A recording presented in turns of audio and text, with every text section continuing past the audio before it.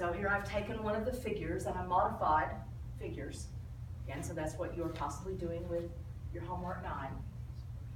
So here's the somatic central nervous system coming out of the ventral horn, long, heavily myelinated. We'll talk about those neurotransmitters and the receptors. It puts out acetylcholine onto nicotinic receptor. Nicotinic receptors on the skeletal muscle. It's always excitatory, always contracts.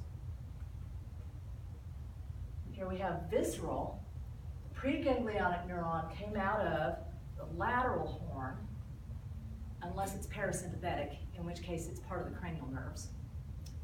It is lightly myelinated, loosely myelinated. It puts out acetylcholine into the ganglia onto that next neuron, and that next neuron has a nicotinic receptor. Now then, this next neuron that goes out to the target, it is not myelinated, and it will put out either acetylcholine or norepinephrine onto either muscarinic receptors or alpha and beta adrenergic receptors, of which there are 2 and 3, 3 respectively. And then it will be either inhibitory or excitatory in the tissue. Somatic motor reflexes are a single synapse. We have sensory information that takes a sensory neuron, synapses onto the motor neuron, out to the skeletal muscle. But the visceral have multiple neurons with multiple synapses. So you eat too much, it stretches your belly, that sends a message, synapses, first neuron into the ganglia, second neuron to the smooth muscle of the intestinal wall, makes it cramp. This is from your book, Some Additional Autonomic Reflexes. Okay, questions so far? We're just kind of introducing it. Now, I taught anatomy and physiology in Fort Worth. When I lived in Texas, I'm a native Oklahoman. So when I moved to Texas, I had to work on Fort Worth, not Fort Smith, because my mouth would start to do the Smith, Fort Worth, and then I got real good at just saying Fort Worth. And then we moved to Eastern Oklahoma, where now I have to stop and think Fort Smith again.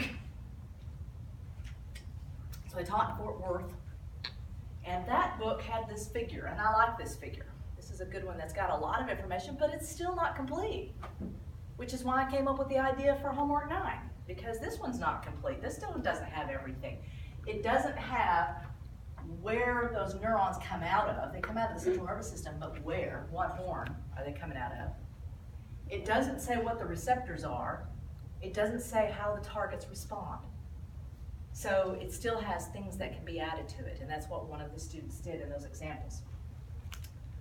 So now we're going to look at just somatic first. So this is just skeletal muscle. It's coming out of the ventral horn. It is long, heavily myelinated.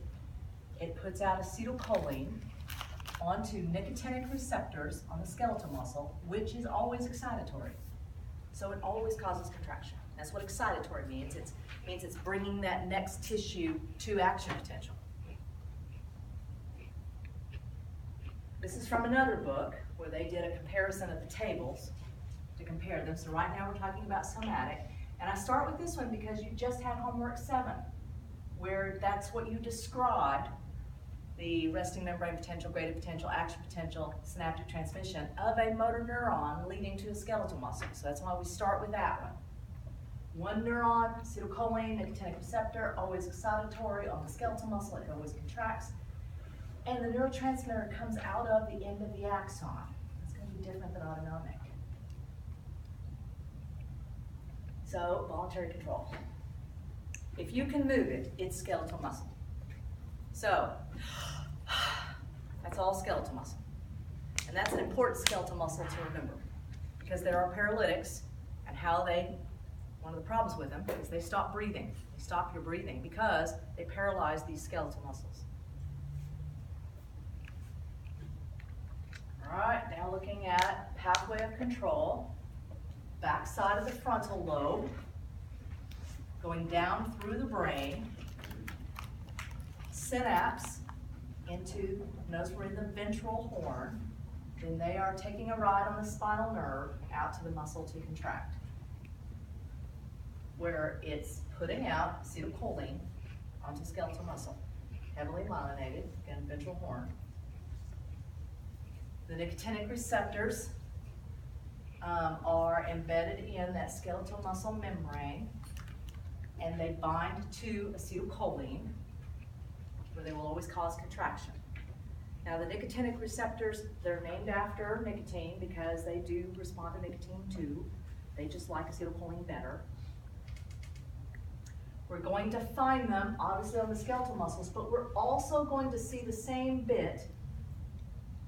The preganglionic neurons of the visceral motor division are putting out acetylcholine, and that postganglionic neuron has nicotinic receptors. So it's being brought to action potential.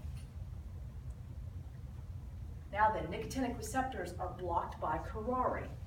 Curare comes from a plant in South America, and it's what the South American tribes dip those darts in to use for blowguns.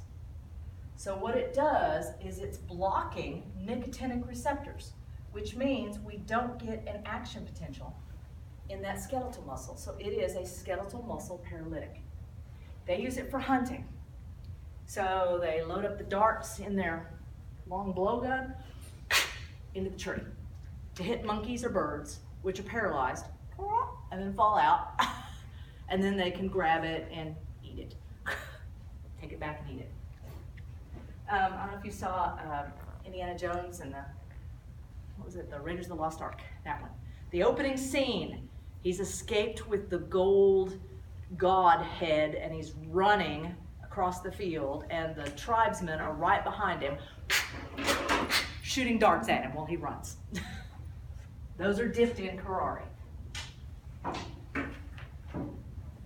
We have a modern medicine version of curare. Pagulon is the brand name. It's a curare mimic. It actively competes with acetylcholine, so it binds to the nicotinic receptors, but it does not open the sodium channels. So there is no action potentials. This is used as an induction agent for anesthesia before surgery. Some physicians will also use it to paralyze a person to be able to put in the breathing tube so that you can help someone breathe in an emergency. Because you cannot get this breathing tube in without paralyzing all of this. The gag reflex is way too strong, and it's too protective. Even for someone who's struggling to breathe, they welcome the idea of a ventilator, but they cannot stop their own gag reflex. Then we have succinylcholine. Let's talk a little bit about sucks. This one is a short-acting paralytic. It is going to be preferred, so this will be carried in an ambulance. It's in the emergency room, and we had it in the ICU where I worked. So this is the quick-acting, quick get over it, relatively quick, get over drug for paralyzing all of the skeletal muscles so that you can put in the tube. The way it works, it's binding to the nicotinic receptors, it opens the channels, it starts the action potential, but it cannot be removed from the nicotinic receptors. It has to be used, a different enzyme has to break it down. Instead of acetylcholinesterase breaks down acetylcholine. This one uses butyrylcholinesterase. And it's from the plasma, from the circulating blood, not at the synapse, from the plasma. So it takes longer to break it down, being the point. So they stay paralyzed a little longer in that case. Now there's a few things to talk about with this one.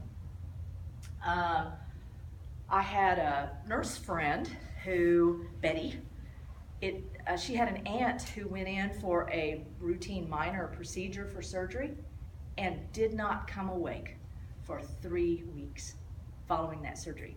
And it turns out that she had the genetics that did not produce this enzyme.